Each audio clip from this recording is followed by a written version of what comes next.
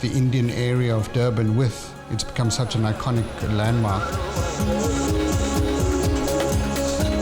The one central institution is the mosque.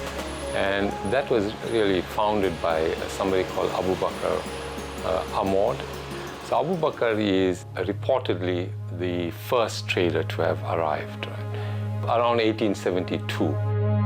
But the mosque itself has an interesting history because in a way it provides a microcosm of this Muslim community. The mosque was controlled by these Memon traders, but the other groups in Durban challenged this. So they took the matter to court and the ruling was made that actually the trustees would be divided by ethnicity. Somebody who's a descendant of indentured Indians would have one position. People from the Surti group would have 2 positions, a Cockney would have 1, and 5 Memons.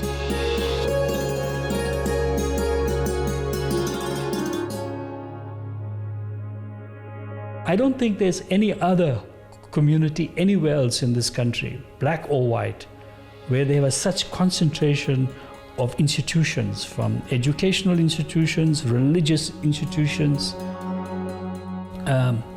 entertainment areas, the largest number of cinemas in the country, all within this community. And the movies that were being shown also depicted role models from the 1920s. You had Joe Louis, the boxer, you had people like Louis Armstrong. These notions of confident black people coming through these moving pictures was an enormous influence for black South Africans. Outside the cinema, people would socialize. Some would go to Goodwill Lounge. The Goodwill Lounge was probably the most cosmopolitan place in Durban. It was through jazz that different races actually converged, and many people say it was the only place in Durban where people of different races could meet. Within a generation, South Africa's Indians become the most urban population in the country. Half of South Africa's Indian population moved to Durban. All community life and cultural life and political life and business, all concentrated, and it serviced and becomes a heart of the whole of the South and North Coast.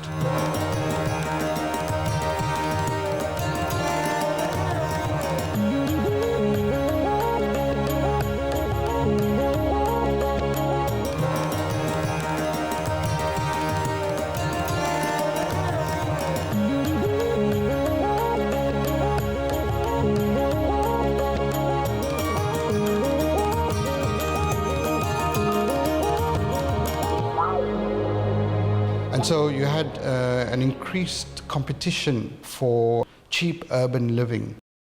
The apartheid government defined several black spots around the country. These were areas like Marabastad, Sophia Town, District 6 in Cape Town. And Cato Manor in Durban was interesting because it was quite a cosmopolitan mix. When Indian indentured laborers got their freedom, they settled in places like Cato Manor. They mortgaged pieces of ground. They mortgaged their lives away. My grandfather was one of them, who got this piece of ground and turned it into a vegetable garden. And I have vivid memories of him carrying 2 heavy metal cans of water from the little dam at the river at the bottom of his garden and watering those splendidly ordered rows of cabbage, dhania, carrots, in his very pretty little garden, and then take them to the market. And from that honest, hard labor, this community built themselves up.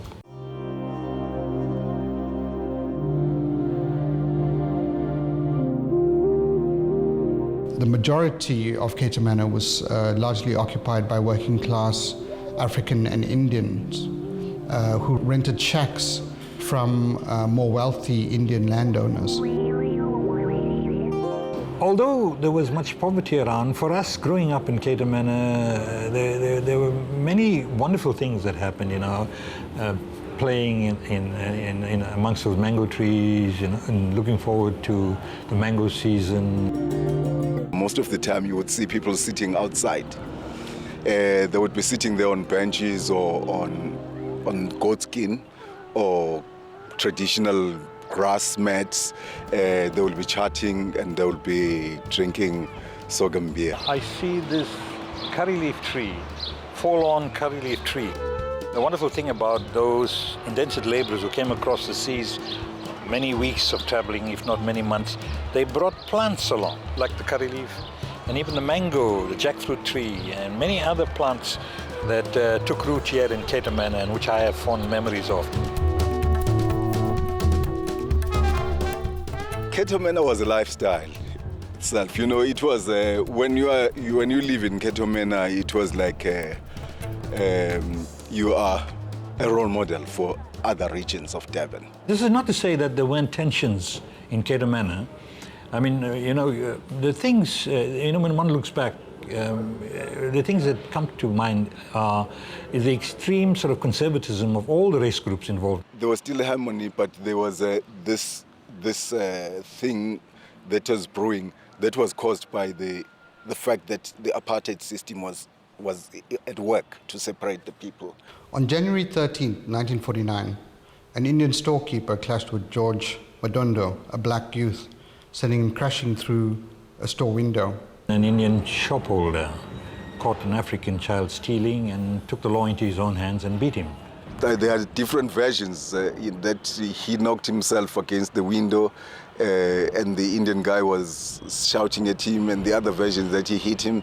But then the people who were there, they saw blood, they saw this guy with blood, and then were walking by, and then they said, "Ooh, now the Indians are killing us, so let's move on and beat them." And of course, I mean, this provoked the anger of passing Africans, and it erupted into violence. You were in the shop at the time? I was in the shop. Okay. I closed the shop. Then I see so many Indians were hit, so I opened my door and let them in. There's about 80 or 100 people. And I closed the door again. Then in the midnight, the police came and took us out. Till midnight, we couldn't do nothing. Over the next 3 days, the riots then spread to areas like Cato Manor and Clarewood, resulting in one of the worst cases of racial violence in South Africa's history. My parents, what I heard from my parents, people would come in, they would secure Indian people in the church. So a lot of people kept Indian people when the majority of the black people, when there was this friction. Police inaction encouraged the riots, and some reports suggest that whites initiated the looting.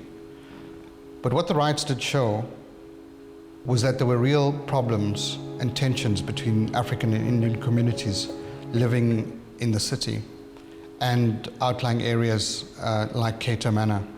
Some are saying it was brewing, it was bound to happen, because when they went to Indian tuck shop, to the shops, they were ill-treated.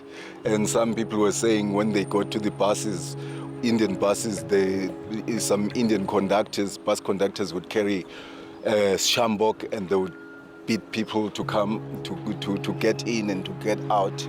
So people would tell a lot of stories that they felt that they were feeling harassed, badly treated by Indian people. And there was a kind of feeling of cultural ascendancy in the Indian community which contributed to this fact.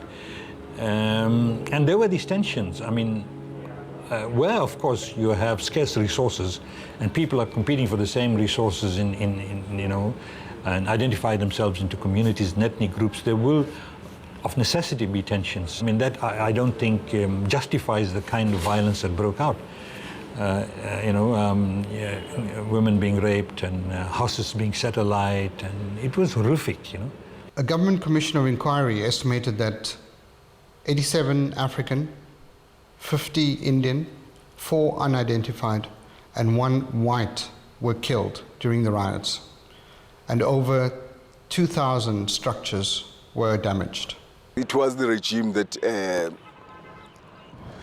that created those conditions. It was the regime that didn't see the people living together in harmony.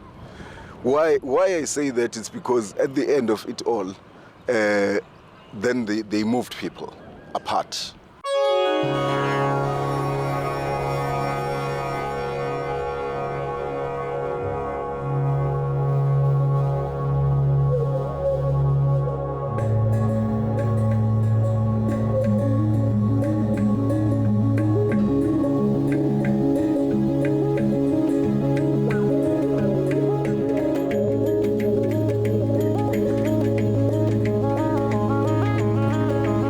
I felt an immense sadness. And one of the first communities to be destroyed by the Group Areas Act, the first and largest communities, was Cato Manor.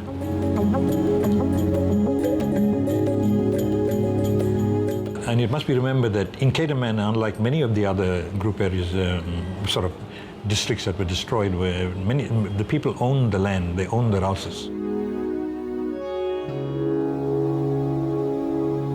Immediately after the 1949 riots, the state instituted the Group Areas Act. Homes were seized, property was destroyed, and what was for decades cosmopolitan communities in areas like Sophia Town, Cato Manor, and District 6 had come to an end. A world had been destroyed.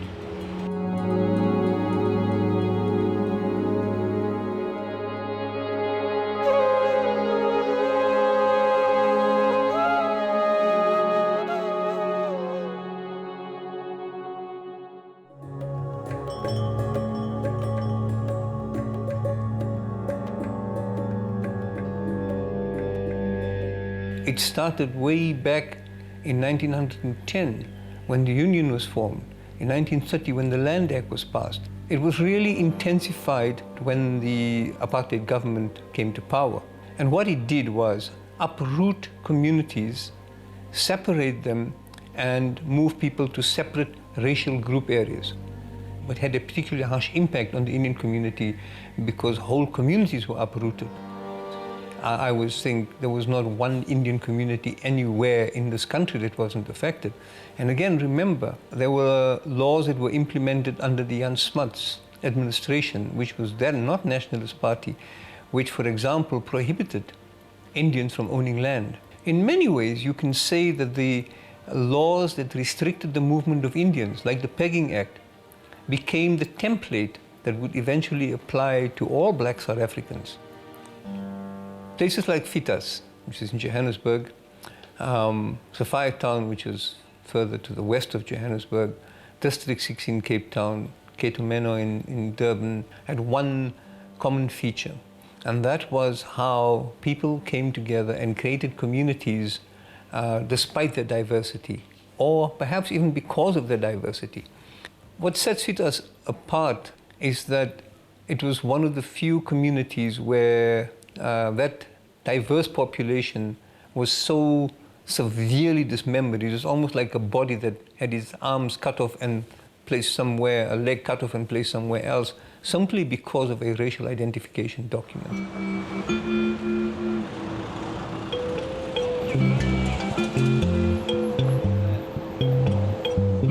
Faisal, we're about to go on a walk through Fietas, and for me, we'll be reliving some memories of my childhood, my upbringing. So I believe that it's not just a romantic walk down memory lane.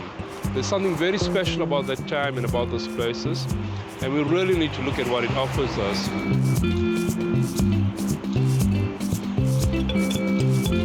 A place like Fietas is actually very, very important for South Africa in the present and in terms of a sense of where we need to go to.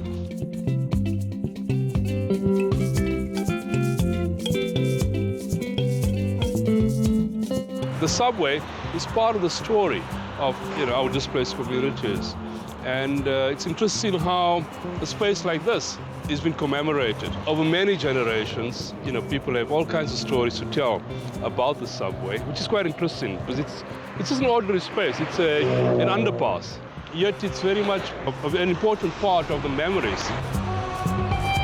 I I've heard the stories of the subway as walls, as a canvas for political protest.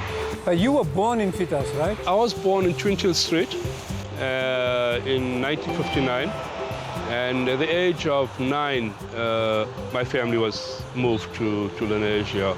Well, I was a Fortsburg lightie, as they say. Used to live just up the road here and used to go to school, so I used to pass through the subway every day.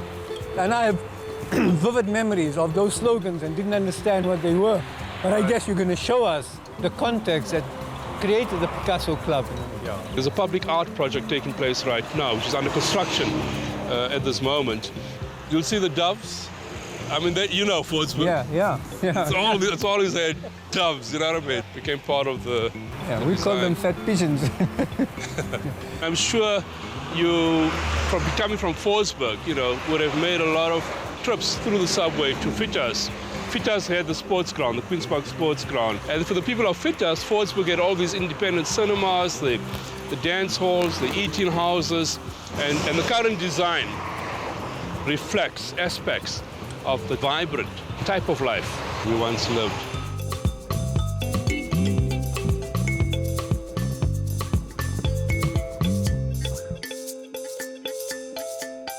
So Fietas started off as a forced settlement, but where human beings come together and there are no artificial barriers and they find a way of worshipping together, playing together.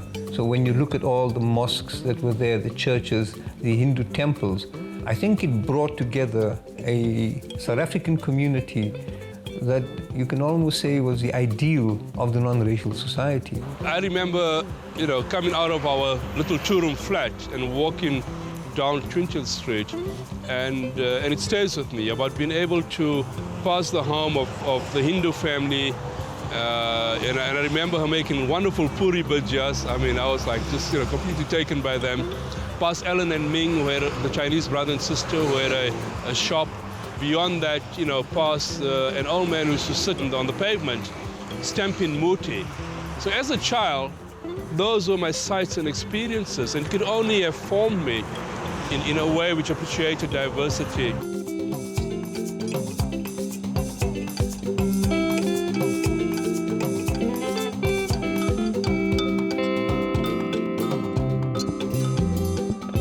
Fietas shouldn't be seen as a single totality. It should be seen as different districts within Fietas. And the certain area of the working class, you found that form of solidarity, but not with the merchant class. Certainly Fietas was far more cosmopolitan than the perception you have of a Indian location. The Indian people were amongst the last of the groups, as it were, to be moved out from here. But historically, Fietas began as Malay location, and Madni here is historically descendant from the Malay community, and can talk more about that history. I think Fietas was just one of those places that would have, if left uninterrupted, would have developed into a South African community. Even the terminology, La Barang and Tramakasi, it didn't really distinguish the Malay community, it was their language, but everybody else used it. I was certainly imbued with a lot of that. I mean, the love for these old ballads, for example, and the Nat King Coles, and and Rosa Rosa, and you know what I mean? My memory of Fietas is my father cursing as he tried to make his way through one street where in the same street people were playing rugby, football and cricket all the way down there. I think with our first festival we coined the phrase, we said, Fietas, sports was to Fietas what jazz was to Sophiatown, and I think that sort of captures what we mean. Fietas, as Faisal said earlier, is the home of non-racial sport. The apartheid ideologues, I think, identified communities like this and District 6 and elsewhere where this cosmopolitan South Africanism was growing, and they knew they had to break it up, or else their whole ideology based on ethnic differentiation was going to crumble. Because the traders protested, did not want to be moved, and they brought in the dogs and the tear gas and the batons and forcibly forced people out. I really find this a very moving image because we have here Fat Harry, who we knew as Fat Harry, but he was really off the streets of 14th Street. I mean, he lived on 14th Street. He was taken care of by the shop owners. And one day, 14th Street is gone. You know, complete bewilderment. The forced removals have impacted in very profound ways in our sense of values as well. In our days, all of us came from Fietas. We used to hang around together, whether you were Tamil, Muslim, whatever. But we hung around, and Fietas and our street was our sense of identity. Now, it doesn't exist. You'd find the Muslim kid hanging around with the Muslim. The Gujarati-speaking Hindu hanging around with the Hindu. The Tamil-speaking Tamil hanging around with the Tamil. What is done, it's totally divided the community, and at the same time, there is no real relationship with any other group out of this area. I think Fietas' history is one that in many ways mirrors that of South Africa as a whole, and the dismemberment of that under apartheid.